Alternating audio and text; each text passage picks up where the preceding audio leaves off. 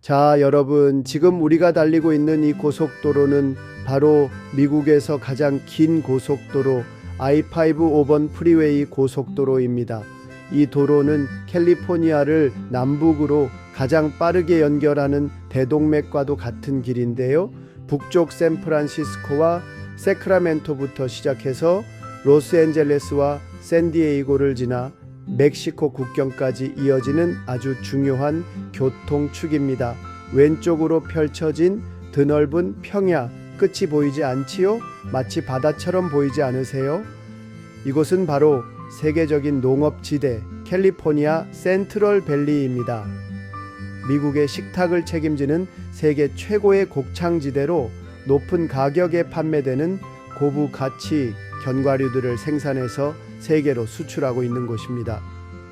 유효기간이 공산품만 길게 보관하면서 세계로 수출되는 식품들, 특히 아몬드 피치타치오, 올리브 포도, 오렌지 레몬 등 특히 한국에서 먹고 있는 포도나 아몬드 피치타치오 오렌지 같은 것들이 이곳에서 생산되고 있습니다. 여러분이 상상하는 거의 모든 농산물이 이곳에서 생산됩니다. 저 창밖으로 펼쳐진 이 끝없는 평야, 도대체 얼마나 넓을까 궁금하지 않으십니까? 많은 분들이 이 길을 달리다 보면 도대체 이 넓은 들판이 어디까지 이어지는 거지 하는 궁금증을 가지십니다. 지금 보고 계시는 캘리포니아의 중심부 이 평야의 크기는 북쪽에서 남쪽 전체 길이만 해도 무려 720km 정도입니다. 사막이 아닌 세계 최고의 곡창지대 사이즈가 이 정도입니다. 우리나라에서 평야 그러면 누구나 김해평야를 이야기할 수 있죠. 김해평야는 저 밭대리 하나 정도 사이즈도 안 됩니다. 서울에서 부산 영부고속도로 길이가 444km 정도라니까 대충 감이 잡히나요? 북쪽 오레곤주 넘어가는 산맥 샤스타산 근처부터 남쪽에 우리가 점심 먹은 베이커즈 필드 40km 남쪽까지 이어지고요. 폭은 평균 80km에서 100km 정도 됩니다. 전체 면적은 52,000제곱킬로미터, 즉 대한민국 면적의 절반에 해당하는 엄청난 크기입니다. 이 정도면 감이 안 오시죠? 그럼 이렇게 생각해 보세요. 충청도, 전라도, 경상도 이렇게 남부 세계도를 전부 붙여놓은 것만큼 넓고요. 서울에서 부산까지 2번 왕복할 수 있는 길이와 부산에서 광주까지 덮어버릴 수 있는 너비를 가진 땅이 쭉 펼쳐진 곳입니다. 이 거대한 땅 한가운데서 미국 사람들이 먹는 채소, 과일, 견과류 그리고 수출용 농산물까지 엄청난 양이 재배되고 있습니다. 실제로 센트럴 밸리에서만 미국 전체 과일의 40% 채소의 3분의 1 생산지입니다. 그리고 전 세계 아몬드의 80% 이상이 생산되고 있어요. 아몬드 한 알, 포도 한 송이, 딸기 한 개가 그냥 나오는 게 아니죠. 바로 이 땅에서 이민자들의 손길과 자연의 물줄기를 따라 하나하나 피어난 귀한 결실입니다. 그래서 우리가 지금 달리고 있는 이 길 고속도로가 아니라 지구를 먹여 살리는 생명의 길이라고 해도 과언이 아닙니다. 창밖의 밭 하나하나가 단순한 농지가 아니라 수많은 사람들의 생계와 여러분 식탁 위의 이야기로 이어져 있다는 것, 그걸 느끼시면서 이 풍경을 바라보시면 이 여행이 조금 더 의미 있고 특별해지지 않을까요? 우리가 지금 여행하고 있는 이곳 바로 캘리포니아 주입니다. 한국으로 말하면 캘리포니아 도입니다. 아시지요? 그런데 혹시 미국의 50가의 주 말하자면 우리나라는 8도가 있다면 미국은 50가의 주 바로 도가 있다는 이야기입니다. 우리나라에서는 옛날부터 우리 민초들이 상대도를 깎아내리기 위하여 어른들이 재미삼아서 불렀던 각 도마다의 별명이 있었죠. 미국 50가에도 각 도마다 별명이 있습니다. 예를 들어 볼까요? 우리가 이번에 여행하는 아리조나주, 네바다주, 유타주, 캘리포니아 네가의 주입니다. 애리조나 주 별명은 그랜드 캐년주, 그랜드 캐년 스테이트. 자연이 만들어낸 세계 최대의 협곡을 품은 주죠. 네바다 별명은 바로 실버 스테이트입니다. 은광으로 유명했고 그 때문에 라스베가스와 사막의 도시들이 성장했죠. 유타는 어떤가요? 비지터, 주, State of the Mountains 또는 비브 스테이트라고도 하죠. 벌통처럼 부지런하고 신앙심 깊은 몰몬 개척자들의 주입니다. 뉴욕은 미국의 상징 같은 주죠. 별명이 엠파이어 스테이트 빌딩 의미입니다. 높은 건물과 큰 영향력을 가진 제국 같은 주라는 뜻이죠. 엠파이어 스테이트 빌딩도 여기서 유래됐어요. 워싱턴 주 시애틀은 비가 자주 내리고 푸른 숲이 가득해서 에버그린 스테이트라고 부릅니다. 플로리다는요, 햇살이 가득해서 선샤인 스테이트, 미국의 휴양지 같은 따뜻한 주라는 의미입니다. 그렇다면 우리가 지금 달리는 캘리포니아는 맞습니다. 바로 골든 스테이트, 한마디로 황금의 주입니다.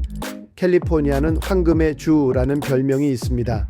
그 이유는 단 하나의 황금 때문이 아닙니다. 무려 3가지의 골드, 즉 삼색 골드, Three Colors of Gold가 있기 때문입니다. 첫 번째 골드는 옐로 골드, 먼저 옐로 골드, 바로 우리가 잘 아는 금 골드입니다. 1848년 이 캘리포니아 세크라멘토 근처 아메리칸 강에서 시작된 골드 러시가 시작되면서 캘리포니아가 시작되었습니다. 골드를 찾아 서쪽으로 웨스트워드 수많은 개척자들이 미 대륙을 횡단해 캘리포니아로 몰려왔고 이곳에서 미국 서부 역사가 본격적으로 시작되었습니다. 그래서 지금도 캘리포니아 주의 별명은 골든 스테이트, 주 깃발에도 황금빛 해가 떠오르고 주 닉네임에도 황금의 땅이라는 자부심이 담겨 있죠. 두 번째 골드, 블랙 골드 석유입니다. 검은 황금, 즉 석유 오일입니다. 우리가 흔히 블랙 골드라고 부르는 이 석유, 캘리포니아는 텍사스와 함께 미국 최대 석유 산출지 중 하나입니다. 특히 LA 주변, 롱비치, 베이커즈 필드, 벤츄라 카운티 등은 지금도 석유 시추기가 돌아가고 있는 활발한 석유 생산지예요. LA 한복판에도 석유 펌프가 있을 정도였고 이 석유 덕분에 자동차 산업과 도시가 빠르게 성장했죠. 세 번째 골드는 그린 골드입니다. 세 번째 골드는 바로 지금 여러분이 보고 계신 이 논밭들입니다. 센트럴밸리에서 자라고 있는 아몬드, 피스타치오, 포도, 토마토, 올리브, 브로콜리, 딸기 등 고부가 가치 농산물입니다. 이것이 바로 그린골드, 초록빛의 농산물이지만 가격은 금처럼 비싼, 특히 아몬드 하나는 1kg당 수출 단가가 금보다 비싸다는 말이 나올 정도죠. 게다가 이 농산물들은 전 세계로 수출됩니다. 미국만이 아니라 한국, 일본, 유럽, 아시아 전체로 나가는 고부가 가치 산업이죠. 이렇듯 캘리포니아는 옐로 골드금, 블랙 골드 석유, 그린 골드 농산물, 이 세 가지가 함께 있는 진짜 황금의 땅, 바로 골든 스테이트입니다. 지금까지 3대 골드의 해석은 운전하고 있는 가이드심 팀장이 만든 이야기입니다. 박수 짝짝짝. 이 센트럴밸리, 끝없이 펼쳐진 이 농경지대는 단순한 밭이 아닙니다. 이곳은 말 그대로 물의 기적이 일어난 땅입니다. 여러분, 창밖에 보이는 이 넓은 들판에 과연 어디서 이렇게 많은 물이 오는 걸까요? 그 비밀은 바로 저 왼쪽 끝 멀리 뿌연 실루엣으로 솟아있는 거대한 산맥, 바로 시에라 네바다 산맥, 시에라 네바다 마운틴스에 있습니다. 시에라 네바다란 이름은 스페인어로 눈 덮인 톱니산, 즉 하얀 산맥이라는 뜻입니다. 미국 3대 산맥 중 하나로 캘리포니아 동쪽을 따라 길게 뻗어 있으며 그 안에는 정말 유명한 장소들이 숨어 있답니다.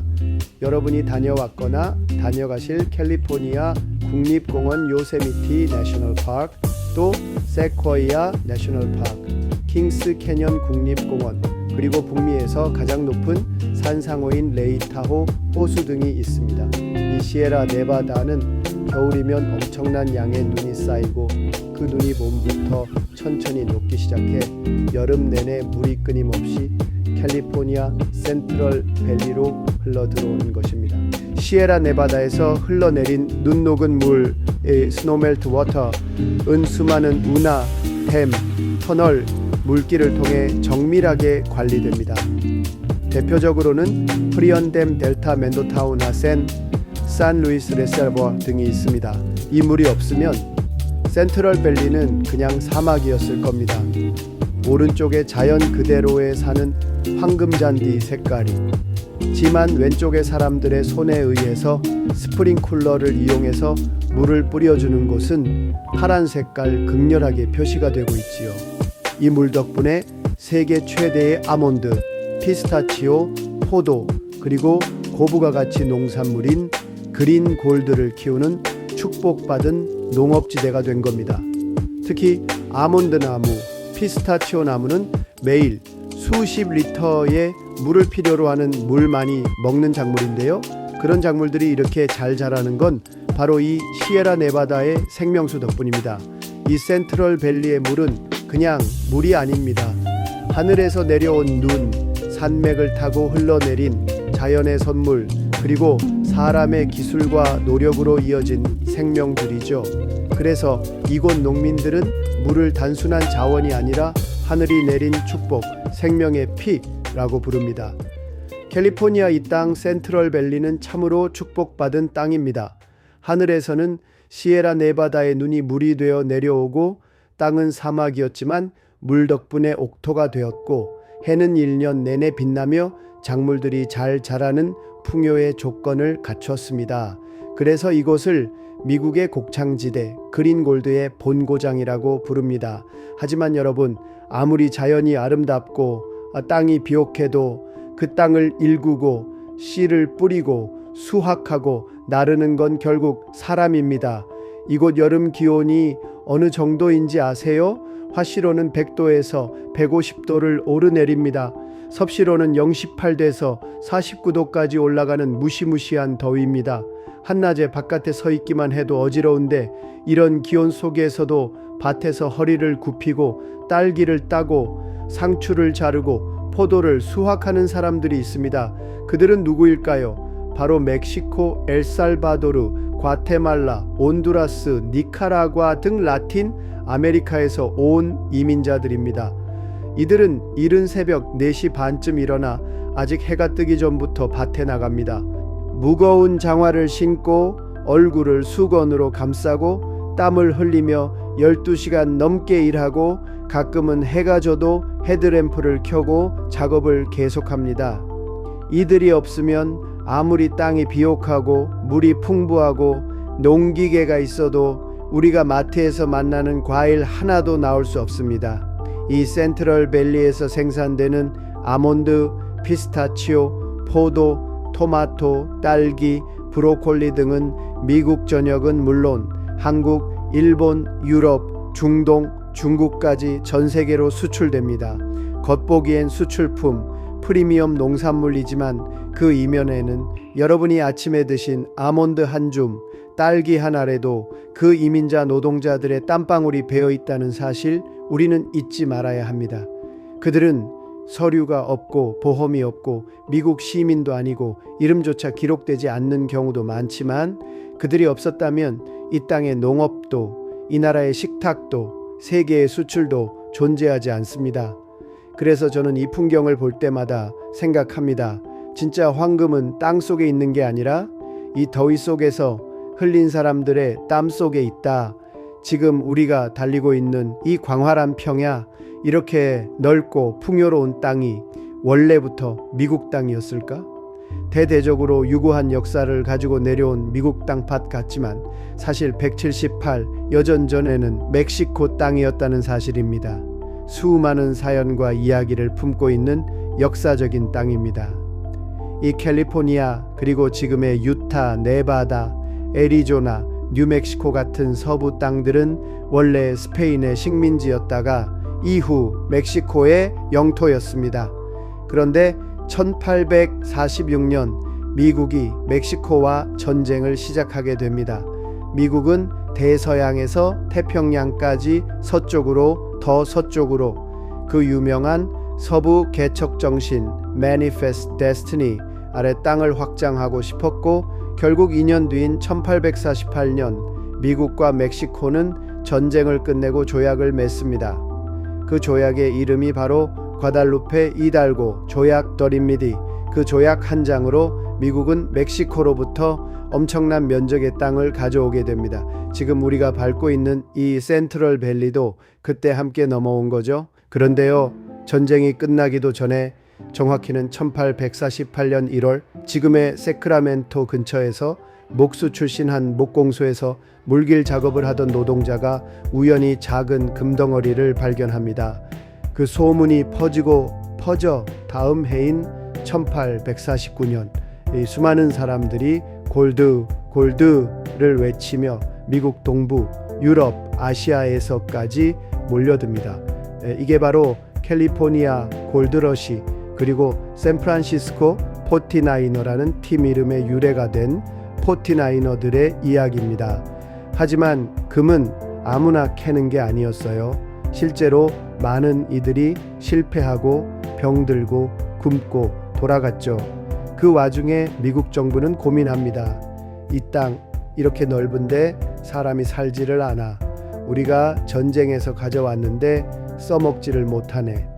그래서 고민 끝에 내놓은 대책이 있었습니다. 바로 1862년 링컨 대통령이 서명한 법률 하나, 그게 바로 유명한 홈스테드 법입니다. 이 법은 아주 간단합니다. 이제 18세 이상이면 미국 시민이거나 곧 시민이 될 사람이라면 캘리포니아를 포함한 서부 땅 160에이커, 그러니까 약 20만 평을 무료로 드립니다. 라는 법이 통과돼서 그때부터 지금의 미국 사람들의 할아버지들은 다 공짜로 이 땅들을 유불하 받은 겁니다. 단 조건이 있었습니다. 그 땅에 최소 5년 이상 살고 경작하고 농사 짓고 사람답게 관리해야 한다는 것. 이야 얼마나 파격적입니까? 지금 들으시기에 농담 같지만 당시에 수많은 유럽계 이민자들이, 동부의 가난한 미국인들이, 그리고 훗날 한국과 아시아에서 건너온 이민자들까지도 이 제도를 통해 서부에 정착하게 됩니다. 지금 우리가 달리는 이 길, 그냥 아스팔트가 아니고요. 그 옆에 펼쳐진 밭, 그냥 밭이 아닙니다. 이 땅은 전쟁으로 바뀐 국경, 황금을 쫓아 떠났던 이민자들의 희망, 그리고 국가가 국민에게 땅을 나눠주며 함께 개척하자던 시대의 약속이 함께 얽혀 있는 곳입니다. 그래서 제가 아까 왜 여러분 너무 늦게 오셨어요? 라고 했는지 이제 아시겠죠? 조금만 일찍 오셨어도 여기 저 황금 들녘밭 하나쯤은 여러분 이름으로 등록되어 있었을지도 모릅니다. 그 땡볕 속에서 일하셔야 했지만요. 그럼 지금부터라도 마음속에 하나 장만하시죠. 이 아름다운 풍경을 여러분의 눈과 가슴에 저장하면서 이 땅도 이 역사도 내 이야기다 라고 생각해 보시면 이 여행이 훨씬 더 깊이 있게 느껴지실 겁니다.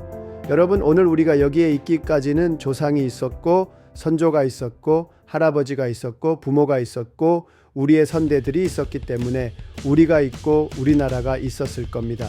여기에서 꼭 한 말씀 드리고 싶은 한인 인민 역사가 저 왼쪽 시에라 네바다 산맥 아래에 있습니다. 왼쪽 창밖 끝자락을 한번 바라보세요.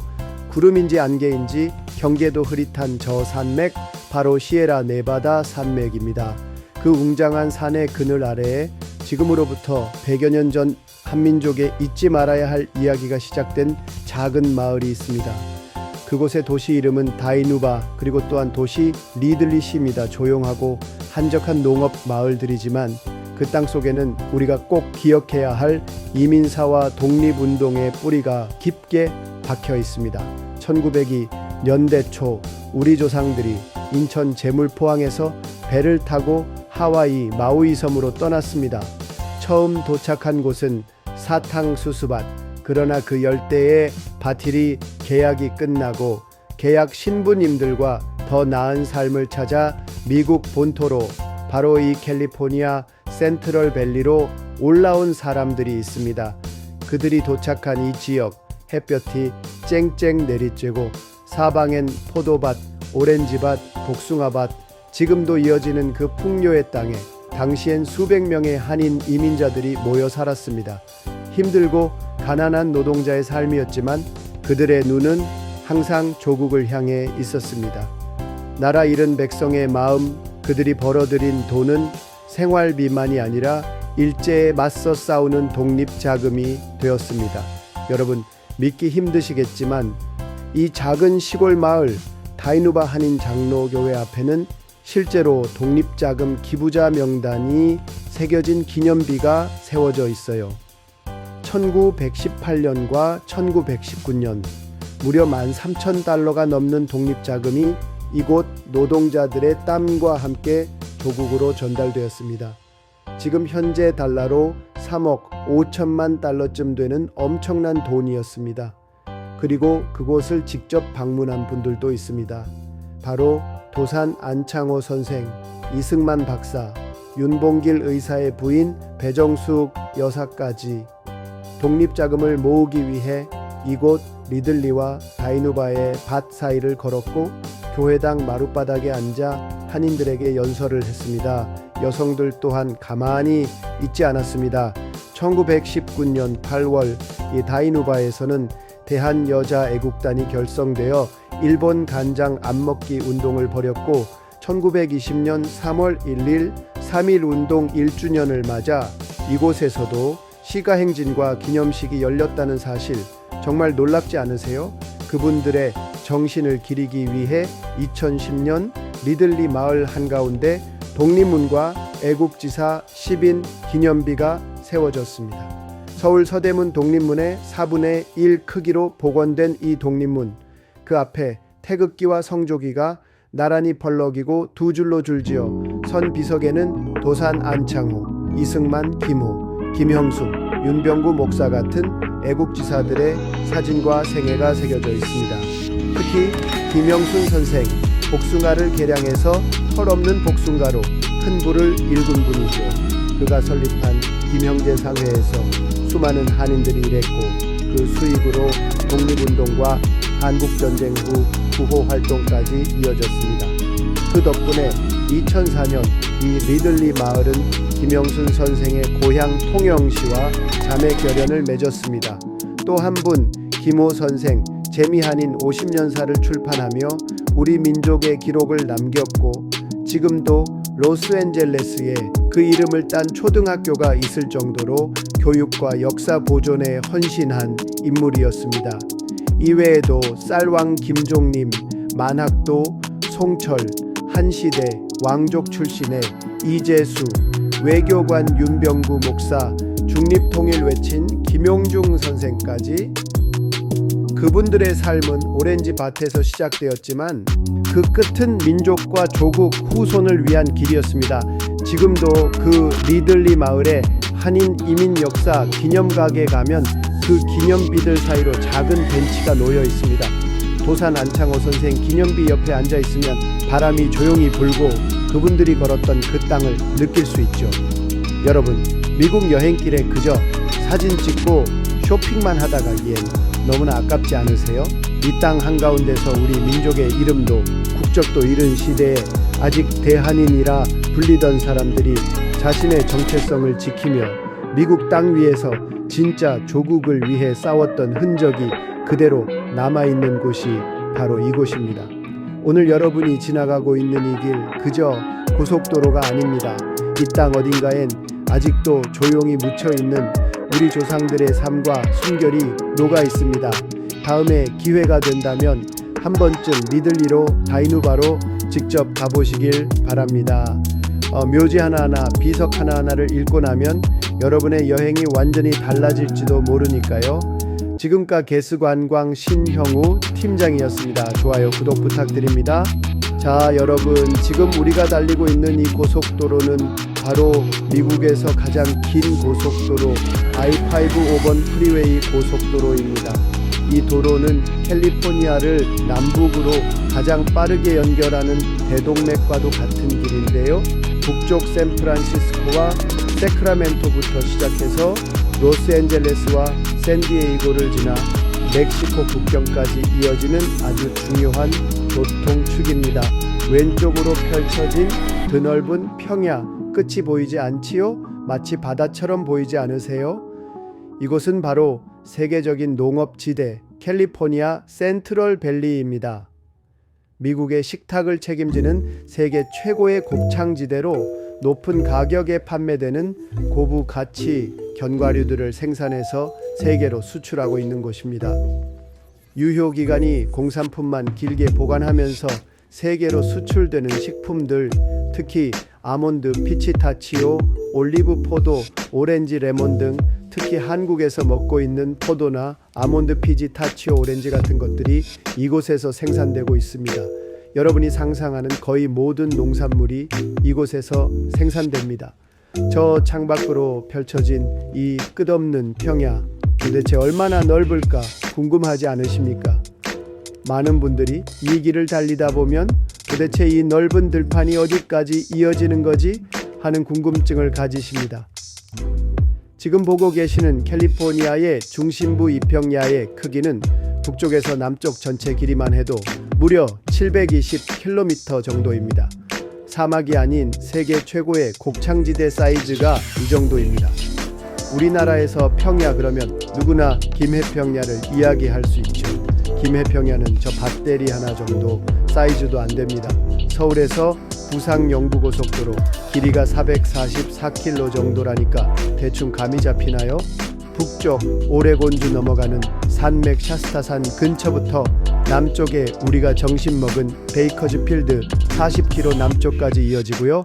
폭은 평균 80km에서 100km 정도 됩니다.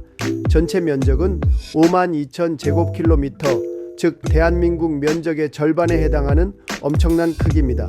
이 정도면 감이 안 오시죠? 그럼 이렇게 생각해 보세요.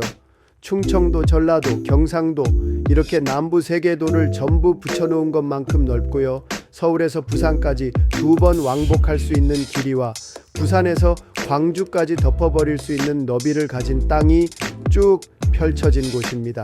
이 거대한 땅 한가운데서 미국 사람들이 먹는 채소, 과일, 견과류 그리고 수출용 농산물까지 엄청난 양이 재배되고 있습니다. 실제로 센트럴 밸리에서만 미국 전체 과일의 40% 채소의 3분의 1 생산지입니다. 그리고 전 세계 아몬드의 80% 이상이 생산되고 있어요. 아몬드 한 알, 포도 한 송이, 딸기 한 개가 그냥 나오는 게 아니죠. 바로 이 땅에서 이민자들의 손길과 자연의 물줄기를 따라 하나하나 피어난 귀한 결실입니다. 그래서 우리가 지금 달리고 있는 이 길 고속도로가 아니라 지구를 먹여 살리는 생명의 길이라고 해도 과언이 아닙니다. 창밖의 밭 하나하나가 단순한 농지가 아니라 수많은 사람들의 생계와 여러분 식탁 위의 이야기로 이어져 있다는 것, 그걸 느끼시면서 이 풍경을 바라보시면 이 여행이 조금 더 의미 있고 특별해지지 않을까요? 우리가 지금 여행하고 있는 이곳 바로 캘리포니아 주입니다. 한국으로 말하면 캘리포니아 도입니다. 아시지요? 그런데 혹시 미국의 50가의 주 말하자면 우리나라는 8도가 있다면 미국은 50가의 주 바로 도가 있다는 이야기입니다. 우리나라에서는 옛날부터 우리 민초들이 상대도를 깎아내리기 위하여 어른들이 재미삼아서 불렀던 각 도마다의 별명이 있었죠. 미국 50가에도 각 도마다 별명이 있습니다. 예를 들어 볼까요? 우리가 이번에 여행하는 아리조나주, 네바다주, 유타주, 캘리포니아 네가의 주입니다. 애리조나 주 별명은 그랜드 캐년주, 그랜드 캐년 스테이트. 자연이 만들어낸 세계 최대의 협곡을 품은 주죠. 네바다 별명은 바로 실버 스테이트입니다. 은광으로 유명했고 그 때문에 라스베가스와 사막의 도시들이 성장했죠. 유타는 어떤가요? 비지터 주, 스테이트 오브 더 마운틴스 또는 비브 스테이트라고도 하죠. 벌통처럼 부지런하고 신앙심 깊은 몰몬 개척자들의 주입니다. 뉴욕은 미국의 상징 같은 주죠. 별명이 엠파이어 스테이트 빌딩 의미입니다. 높은 건물과 큰 영향력을 가진 제국 같은 주라는 뜻이죠. 엠파이어 스테이트 빌딩도 여기서 유래됐어요. 워싱턴 주 시애틀은 비가 자주 내리고 푸른 숲이 가득해서 에버그린 스테이트라고 부릅니다. 플로리다는요, 햇살이 가득해서 선샤인 스테이트, 미국의 휴양지 같은 따뜻한 주라는 의미입니다. 그렇다면 우리가 지금 달리는 캘리포니아는? 맞습니다. 바로 골든 스테이트, 한마디로 황금의 주입니다. 캘리포니아는 황금의 주라는 별명이 있습니다. 그 이유는 단 하나의 황금 때문이 아닙니다. 무려 3가지의 골드, 즉 삼색 골드, Three Colors of Gold가 있기 때문입니다. 첫 번째 골드는 옐로 골드, 먼저 옐로 골드, 바로 우리가 잘 아는 금 골드입니다. 1848년 이 캘리포니아 세크라멘토 근처 아메리칸 강에서 시작된 골드 러시가 시작되면서 캘리포니아가 시작되었습니다.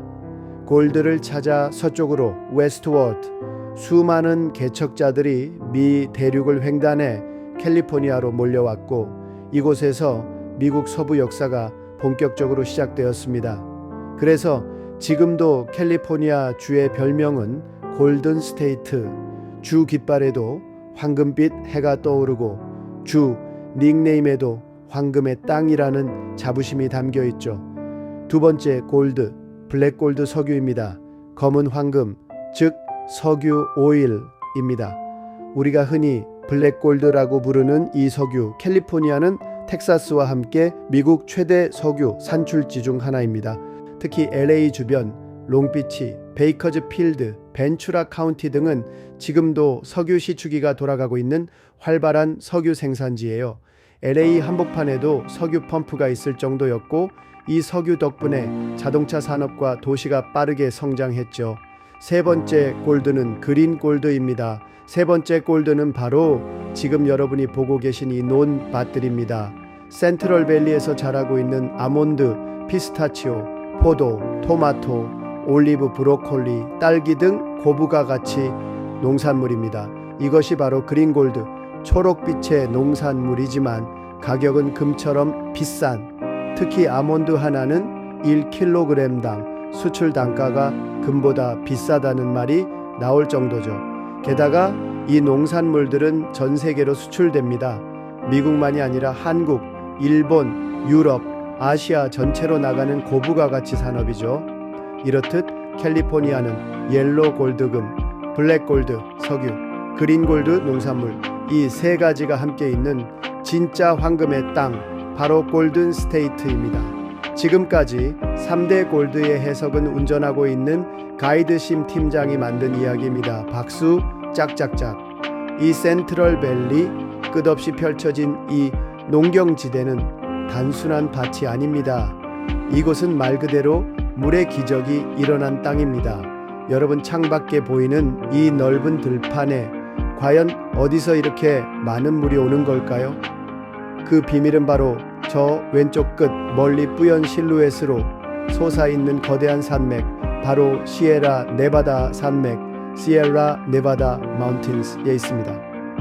시에라 네바다란 이름은 스페인어로 눈 덮인 톱니산, 즉 하얀 산맥이라는 뜻입니다.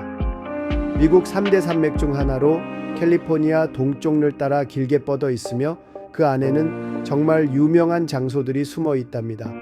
여러분이 다녀왔거나 다녀가실 캘리포니아 국립공원 요세미티 내셔널 파크, 또 세코이아 내셔널 파크, 킹스 캐년 국립공원, 그리고 북미에서 가장 높은 산상호인 레이타호 호수 등이 있습니다. 이 시에라 네바다는 겨울이면 엄청난 양의 눈이 쌓이고 그 눈이 봄부터 천천히 녹기 시작해 여름 내내 물이 끊임없이 캘리포니아 센트럴 밸리로 흘러 들어오는 것입니다. 시에라 네바다에서 흘러내린 눈 녹은 물의 스노멜트 워터은 수많은 운하, 댐, 터널, 물길을 통해 정밀하게 관리됩니다. 대표적으로는 프리언댐 델타 맨도타운 하센, 산루이스 레서버 등이 있습니다. 이 물이 없으면 센트럴밸리는 그냥 사막이었을 겁니다.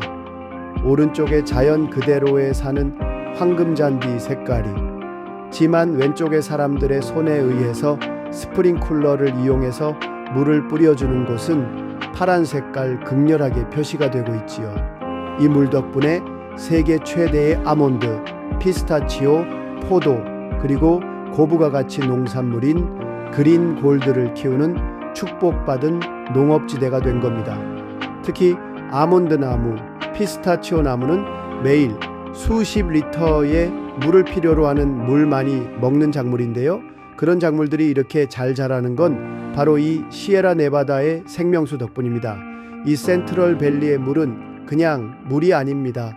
하늘에서 내려온 눈, 산맥을 타고 흘러내린 자연의 선물, 그리고 사람의 기술과 노력으로 이어진 생명줄이죠. 그래서 이곳 농민들은 물을 단순한 자원이 아니라 하늘이 내린 축복, 생명의 피라고 부릅니다. 캘리포니아 이 땅 센트럴 밸리는 참으로 축복받은 땅입니다. 하늘에서는 시에라 네바다의 눈이 물이 되어 내려오고 땅은 사막이었지만 물 덕분에 옥토가 되었고 해는 1년 내내 빛나며 작물들이 잘 자라는 풍요의 조건을 갖췄습니다. 그래서 이곳을 미국의 곡창지대 그린골드의 본고장이라고 부릅니다. 하지만 여러분, 아무리 자연이 아름답고 땅이 비옥해도 그 땅을 일구고 씨를 뿌리고 수확하고 나르는 건 결국 사람입니다. 이곳 여름 기온이 어느 정도인지 아세요? 화씨로는 100도에서 150도를 오르내립니다. 섭씨로는 018도에서 49도까지 올라가는 무시무시한 더위입니다. 한낮에 바깥에 서 있기만 해도 어지러운데 이런 기온 속에서도 밭에서 허리를 굽히고 딸기를 따고 상추를 자르고 포도를 수확하는 사람들이 있습니다. 그들은 누구일까요? 바로 멕시코, 엘살바도르, 과테말라, 온두라스, 니카라과 등 라틴 아메리카에서 온 이민자들입니다. 이들은 이른 새벽 4시 반쯤 일어나 아직 해가 뜨기 전부터 밭에 나갑니다. 무거운 장화를 신고 얼굴을 수건으로 감싸고 땀을 흘리며 12시간 넘게 일하고 가끔은 해가 져도 헤드램프를 켜고 작업을 계속합니다. 이들이 없으면 아무리 땅이 비옥하고 물이 풍부하고 농기계가 있어도 우리가 마트에서 만나는 과일 하나도 나올 수 없습니다. 이 센트럴 밸리에서 생산되는 아몬드, 피스타치오, 포도, 토마토, 딸기, 브로콜리 등은 미국 전역은 물론 한국, 일본, 유럽, 중동, 중국까지 전 세계로 수출됩니다. 겉보기엔 수출품, 프리미엄 농산물이지만 그 이면에는 여러분이 아침에 드신 아몬드 한 줌, 딸기 한 알에도 그 이민자 노동자들의 땀방울이 배어 있다는 사실 우리는 잊지 말아야 합니다. 그들은 서류가 없고 보험이 없고 미국 시민도 아니고 이름조차 기록되지 않는 경우도 많지만 그들이 없었다면 이 땅의 농업도 이 나라의 식탁도 세계의 수출도 존재하지 않습니다. 그래서 저는 이 풍경을 볼 때마다 생각합니다. 진짜 황금은 땅 속에 있는 게 아니라 이 더위 속에서 흘린 사람들의 땀 속에 있다. 지금 우리가 달리고 있는 이 광활한 평야, 이렇게 넓고 풍요로운 땅이 원래부터 미국 땅이었을까? 대대적으로 유구한 역사를 가지고 내려온 미국 땅밭 같지만 사실 178 여전 전에는 멕시코 땅이었다는 사실입니다. 수많은 사연과 이야기를 품고 있는 역사적인 땅입니다. 이 캘리포니아, 그리고 지금의 유타, 네바다, 애리조나, 뉴멕시코 같은 서부 땅들은 원래 스페인의 식민지였다가 이후 멕시코의 영토였습니다.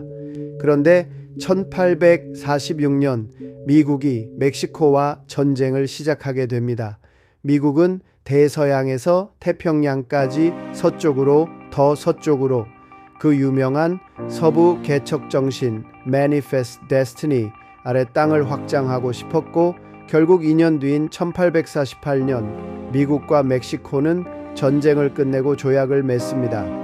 그 조약의 이름이 바로 과달루페 이달고 조약더입니다. 그 조약 한 장으로 미국은 멕시코로부터 엄청난 면적의 땅을 가져오게 됩니다. 지금 우리가 밟고 있는 이 센트럴 밸리도 그때 함께 넘어온 거죠. 그런데요, 전쟁이 끝나기도 전에 정확히는 1848년 1월 지금의 세크라멘토 근처에서 목수 출신 한 목공소에서 물길 작업을 하던 노동자가 우연히 작은 금덩어리를 발견합니다. 그 소문이 퍼져 다음 해인 1849년 이 수많은 사람들이 골드를 외치며 미국 동부, 유럽, 아시아에서까지 몰려듭니다. 이게 바로 캘리포니아 골드러시 그리고 샌프란시스코 포티나이너라는 팀 이름의 유래가 된 포티나이너들의 이야기입니다. 하지만 금은 아무나 캐는 게 아니었어요. 실제로 많은 이들이 실패하고 병들고 굶고 돌아갔죠. 그 와중에 미국 정부는 고민합니다. 이 땅 이렇게 넓은데 사람이 살지를 않아.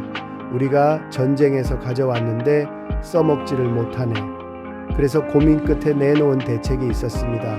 바로 1862년 링컨 대통령이 서명한 법률 하나, 그게 바로 유명한 홈스테드 법입니다. 이 법은 아주 간단합니다.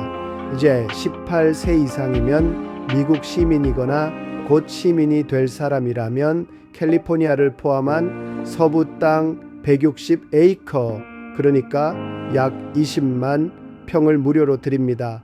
라는 법이 통과돼서 그때부터 지금의 미국 사람들의 할아버지들은 다 공짜로 이 땅들을 유불하 받은 겁니다. 단 조건이 있었습니다. 그 땅에 최소 5년 이상 살고 경작하고 농사 짓고 사람답게 관리해야 한다는 것. 이야 얼마나 파격적입니까? 지금 들으시기에 농담 같지만 당시에 수많은 유럽계 이민자들이, 동부의 가난한 미국인들이, 그리고 훗날 한국과 아시아에서 건너온 이민자들까지도 이 제도를 통해 서부에 정착하게 됩니다. 지금 우리가 달리는 이 길, 그냥 아스팔트가 아니고요. 그 옆에 펼쳐진 밭, 그냥 밭이 아닙니다. 이 땅은 전쟁으로 바뀐 국경, 황금을 쫓아 떠났던 이민자들의 희망, 그리고 국가가 국민에게 땅을 나눠주며 함께 개척하자던 시대의 약속이 함께 얽혀있는 곳입니다. 그래서 제가 아까 왜 여러분 너무 늦게 오셨어요? 라고 했는지 이제 아시겠죠? 조금만 일찍 오셨어도 여기 저 황금 들녘밭 하나쯤은 여러분 이름으로 등록되어 있었을지도 모릅니다. 그 땡볕 속에서 일하셔야 했지만요. 그럼 지금부터라도 마음속에 하나 장만하시죠. 이 아름다운 풍경을 여러분의 눈과 가슴에 저장하면서 이 땅도 이 역사도 내 이야기다 라고 생각해 보시면 이 여행이 훨씬 더 깊이 있게 느껴지실 겁니다. 여러분, 오늘 우리가 여기에 있기까지는 조상이 있었고 선조가 있었고 할아버지가 있었고 부모가 있었고 우리의 선대들이 있었기 때문에 우리가 있고 우리나라가 있었을 겁니다. 여기에서 꼭 한 말씀 드리고 싶은 한인 인민 역사가 저 왼쪽 시에라 네바다 산맥 아래에 있습니다. 왼쪽 창밖 끝자락을 한번 바라보세요. 구름인지 안개인지 경계도 흐릿한 저 산맥, 바로 시에라 네바다 산맥입니다. 그 웅장한 산의 그늘 아래에 지금으로부터 100여 년 전 한민족의 잊지 말아야 할 이야기가 시작된 작은 마을이 있습니다. 그곳의 도시 이름은 다이누바, 그리고 또한 도시 리들리시입니다. 조용하고 한적한 농업 마을들이지만 그 땅 속에는 우리가 꼭 기억해야 할 이민사와 독립운동의 뿌리가 깊게 박혀 있습니다. 1902 년대 초 우리 조상들이 인천 제물포항에서 배를 타고 하와이 마우이 섬으로 떠났습니다. 처음 도착한 곳은 사탕수수밭. 그러나 그 열대의 밭일이 계약이 끝나고 계약 신부님들과 더 나은 삶을 찾아 미국 본토로, 바로 이 캘리포니아 센트럴 밸리로 올라온 사람들이 있습니다. 그들이 도착한 이 지역, 햇볕이 쨍쨍 내리쬐고 사방엔 포도밭, 오렌지밭, 복숭아밭, 지금도 이어지는 그 풍요의 땅에 당시엔 수백 명의 한인 이민자들이 모여 살았습니다. 힘들고 가난한 노동자의 삶이었지만 그들의 눈은 항상 조국을 향해 있었습니다. 나라 잃은 백성의 마음, 그들이 벌어들인 돈은 생활비만이 아니라 일제에 맞서 싸우는 독립자금이 되었습니다. 여러분, 믿기 힘드시겠지만 이 작은 시골 마을 다이누바 한인 장로교회 앞에는 실제로 독립자금 기부자 명단이 새겨진 기념비가 세워져 있어요. 1918년과 1919년 무려 13,000달러가 넘는 독립자금이 이곳 노동자들의 땀과 함께 조국으로 전달되었습니다. 지금 현재 달러로 3억 5천만 달러쯤 되는 엄청난 돈이었습니다. 그리고 그곳을 직접 방문한 분들도 있습니다. 바로 도산 안창호 선생, 이승만 박사, 윤봉길 의사의 부인 배정숙 여사까지 독립자금을 모으기 위해 이곳 리들리와 다이누바의 밭 사이를 걸었고 교회당 마룻바닥에 앉아 한인들에게 연설을 했습니다. 여성들 또한 가만히 있지 않았습니다. 1919년 8월 이 다이누바에서는 대한여자애국단이 결성되어 일본 간장 안먹기 운동을 벌였고 1920년 3월 1일 3.1운동 1주년을 맞아 이곳에서도 시가행진과 기념식이 열렸다는 사실 정말 놀랍지 않으세요? 그분들의 정신을 기리기 위해 2010년 리들리 마을 한가운데 독립문과 애국지사 10인 기념비가 세워졌습니다. 서울 서대문 독립문의 4분의 1 크기로 복원된 이 독립문, 그 앞에 태극기와 성조기가 나란히 펄럭이고 두 줄로 줄지어 선 비석에는 도산 안창호, 이승만, 김후, 김형순, 윤병구 목사 같은 애국지사들의 사진과 생애가 새겨져 있습니다. 특히 김형순 선생, 복숭아를 개량해서 털없는 복숭아로 큰 부를 일군 분이죠.